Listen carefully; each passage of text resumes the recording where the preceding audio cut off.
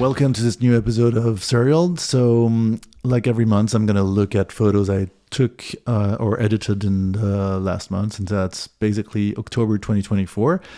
So let's start immediately with two pictures.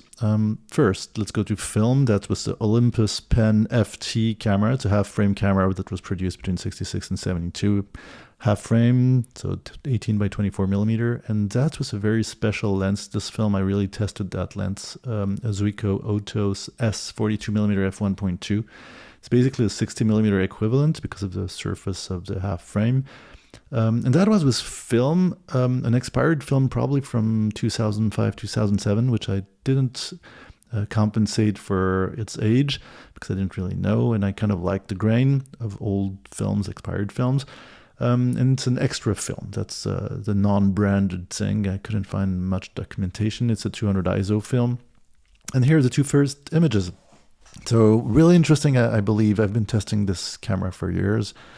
I'll be doing a video about it, but with this lens, we really have a very open lens with a f1.2. This lens is not to be confused, by the way, with the Olympus Pen, the new version of the, I think it's 50mm 1.2, which is obviously very good compared technically. But you can see that the depths of this camera, the field is so shallow that everything can kind of blur out very fast, as we can see on the first image. And the periphery is definitely not perfect. There's some colored fringing and yeah, but it also opens up applications like the photo on the right, even so it's kind of underexposed. You can really get some very low light stuff using film. Here again, two pictures. Here we can really see the characteristics of this lens with the flaring, which is kind of different than what we usually see on lenses of that kind of shallowness, where we can actually experience the inner construction of the lens. Those photos, by the way, are in Iceland, west of Reykjavik. But yeah, really poetic, I think, rendering. The quality of the lens is definitely in the center. You can have some really interesting close-ups also with this lens construction. As you can see with this bee, the bee is basically, his body is out of focus, but the antennas are in focus. So technically I kind of made it with this picture. I'm where I should be focused, but maybe the depth of field is a little bit too thin to make sense. But it gives you a good idea of what you can do also with this kind of equipment. Again, I was having fun. That's the end of the summer, beginning of autumn in Iceland. So yeah, here you have a good idea again of this really very shallow depths of field on the right, and the kind of distortion on the periphery for this lens. But rendering the colors are great, and the center part of the image is really interesting. Gives it some really good characteristics for certain kind of projects. So I'm definitely going to integrate that in my own stuff, my own works.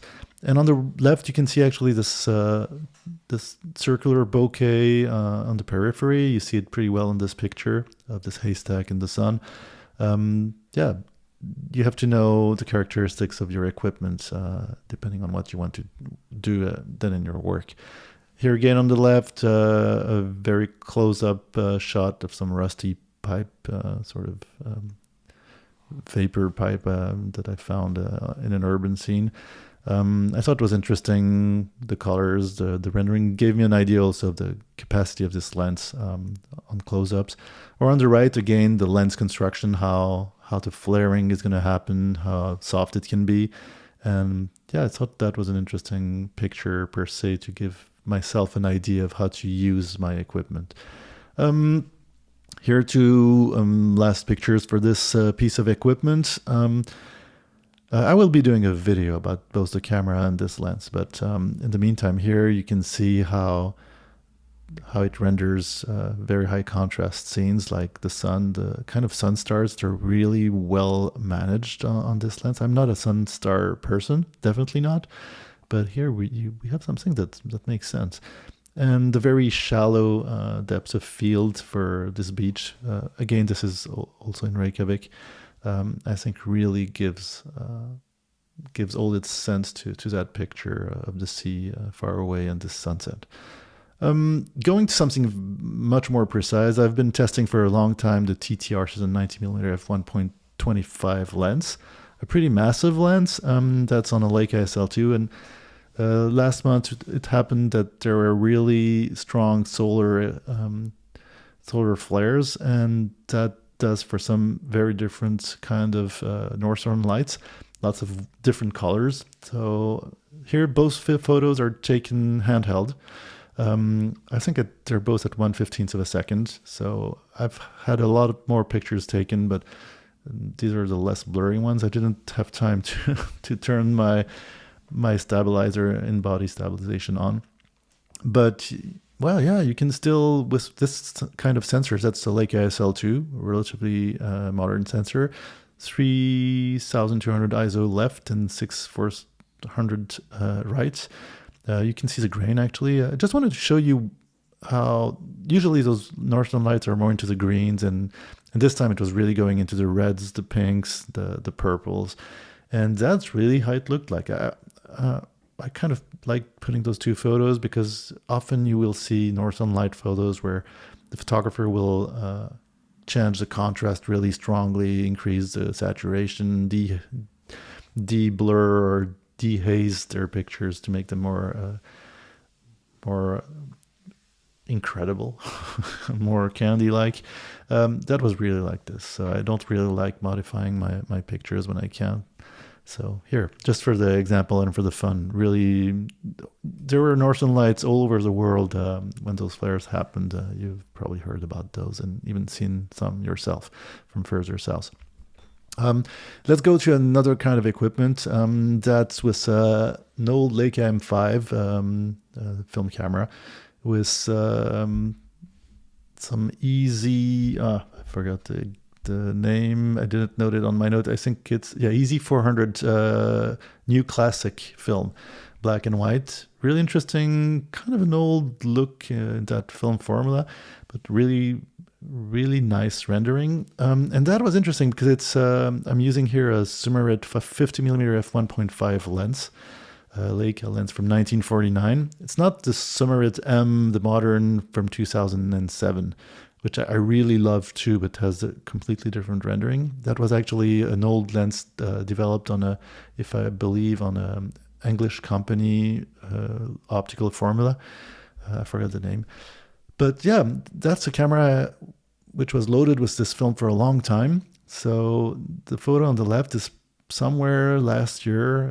It was some photos I took besides a shoot, a fashion shoot I had. But yeah, I've sort of discovered those photos because I kind of forgot them in the camera. It's a camera I didn't really use much. I took 1, 2, 3 pictures once in a while. On the right, gives a good idea also of the rendering of this really soft and interesting rendering, old school of the lens. Great lens, by the way. On the left, that's early in the year in Reykjavik, some snow in early spring. So yeah, that's one of the things I really like with forgetting films and cameras is you rediscover. It's definitely not the same process as digital, even so you can forget photos on memory cards. But here it's really I like that magic. On the right, that's early summer or even just maybe late spring. That's in Stykkishólmur, northwest of Iceland. Again, I really like the rendering of this film. The combination with this lens gives it a really old school look that kind of, it's hard to know when I took the picture if I didn't tell you. Here it's more obvious how this lens reacts. That's the lava fields southwest of Iceland.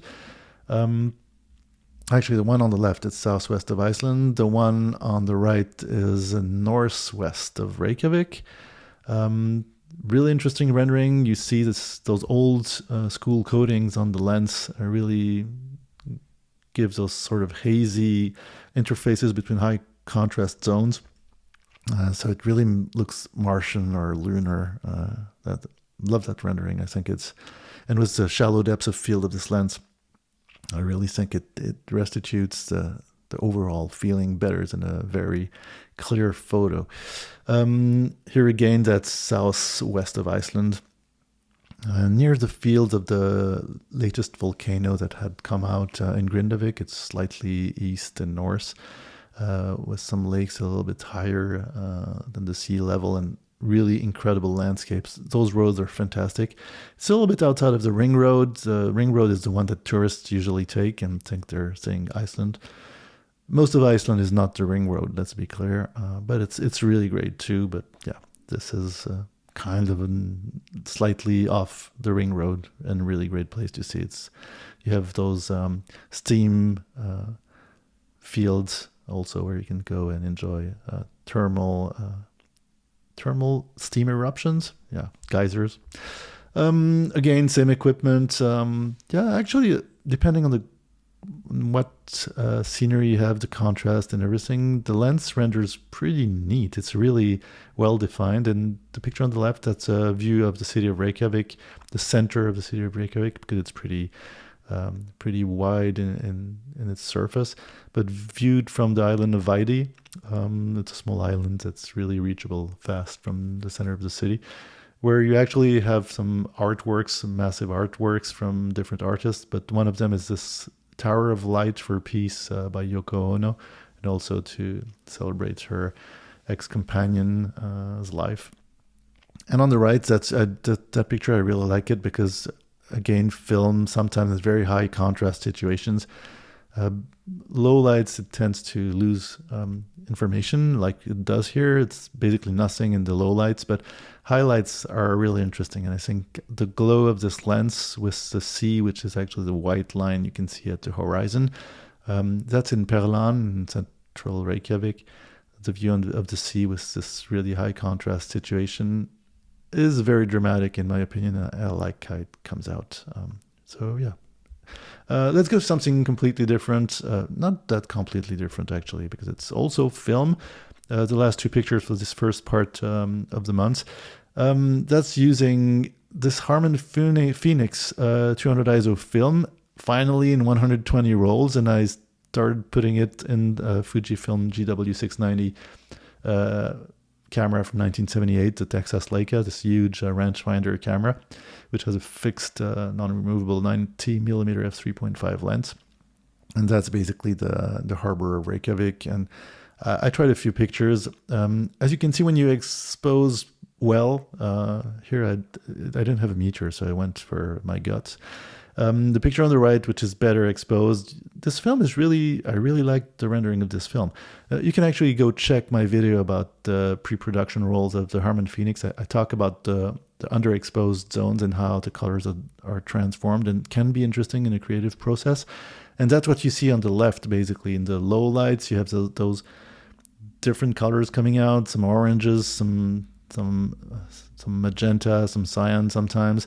And in high contrast zones, you will have this glow because of the lack of anti-elation layer behind, or at least very thin and not very effective, which actually gives it a really interesting tone.